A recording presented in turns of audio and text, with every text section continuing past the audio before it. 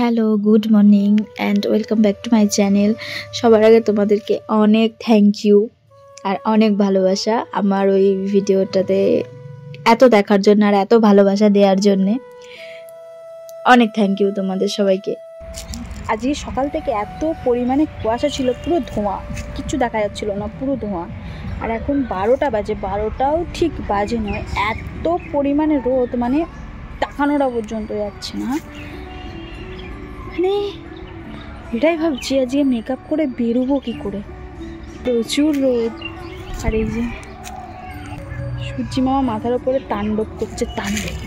আর খাওয়া দাওয়া করার পর এই নখগুলো আমার হলুদ হয়ে গেছে, এগুলো রিমুভার দিয়ে ঠিক করলেই ঠিক হয়ে যাবে। আর এই হাতের নখগুলো ঠিকই আছে, সুন্দর। এই যে আনাপ সানাপ খেয়ে আজকে অসুস্থ, ঠিক আছে। কালকে রাতে বমি করেছে, শরীরটার খুব খারাপ আজকে।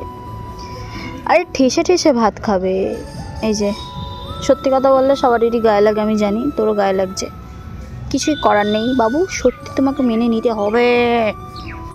এই যে আমি এখানে গোলা রুটি খাচ্ছিলাম, আর গুলটের বেশ কয়েকদিন ধরেই প্রচুর শরীর খারাপ। আর এই ব্লগটা না সরস্বতী পুজোর সময় ব্লগ, ওই গুলটের শরীর খারাপের জন্য আমি ব্লগটার পোস্ট করতে পারিনি, কারণ ওর এখনো পর্যন্ত প্রচুর শরীর খারাপ। কালকে ডাক্তার আসবে, ডাক্তার এসে ওকে দেখুক, স্যালাইন ট্যালাইন দিক। তো এই যে আমরা এখানে বেরিয়ে গেছিলাম, আর এটা হচ্ছে আমাদের পূর্বস্থলী স্টেশনে। ঠাকুরের কাছে এটাই বলবো যে ও যেন তাড়াতাড়ি সুস্থ হয়ে যায়, আর ওর জন্য প্রচুর মনটা খারাপ। মানে ভয়েসটা আমি অনেকদিন পরে দিচ্ছি তো, আর ওর কারণেই আমি ভিডিওগুলো পোস্ট করতে পারিনি, কারণ সে যাই হোক। তো আমরা এখানে স্টেশনে চলে এসেছিলাম, আর এটা হচ্ছে মেঘা। ও মানে ও প্রচুর আমার ক্লোজ, আমি কি বলবো। আর এই যে আমি যখনই কোথাও যাই ওর সাথে, আর আমার ব্যাগ ধরার দায়িত্বটা ওরই থাকে। আর এই যে নবদ্বীপে প্রচুর ঠাকুর হয়, আর প্রচুর সুন্দরভাবে পুজো হয়, মানে খুব সুন্দরভাবে পুজো হয়। এক মেলাও হয় অনেক। এই যে মেলাটাতে প্রচুর ভিড় ছিল, এখানে আমরা যে ঠাকুরটা দেখতে এসেছিলাম সেইখানে প্রচুর ভিড় ছিল। আমরা লাইন দিয়েছিলাম, লাইন দিয়ে ঠাকুর দেখছিলাম। আর এই যেখানে আমরা সবাই ভণ্ডামো মারছিলাম। এইটা হচ্ছে যেইখানে লাইন দিয়েছিলাম সেইখানকার ঠাকুরটা, এটা প্রচুর সুন্দর করেছিল, দেখাচ্ছি দাঁড়াও। এই যে সরস্বতী ঠাকুরটা। তো তারপর আমরা ওইখানে ঠাকুর দেখে বেরিয়ে গিয়ে তারপরে পাশের আর একটা প্যান্ডেলে গেছিলাম। ওইখানে হচ্ছে গিয়ে ওই কৃষ্ণ ঠাকুরকে, মানে সেই ওই একটা থিম করেছিল, আশা করি সবাই জানবে কিসের।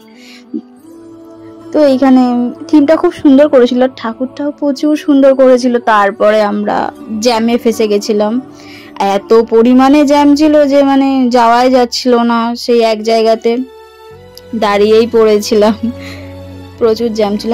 এই যে লাইনটা দেখো ঠাকুর দেখার, আমরা এখানে লাইন দিইনি, আমরা বেরিয়ে গেছিলাম ঠাকুর না দেখেই। তারপরে এইটা হচ্ছে নবদ্বীপ কলেজ, কলেজের ঠাকুরটাও প্রচুর সুন্দর করেছিল, প্রত্যেকবারই খুব সুন্দর করে, এবারও খুব সুন্দর করেছিল।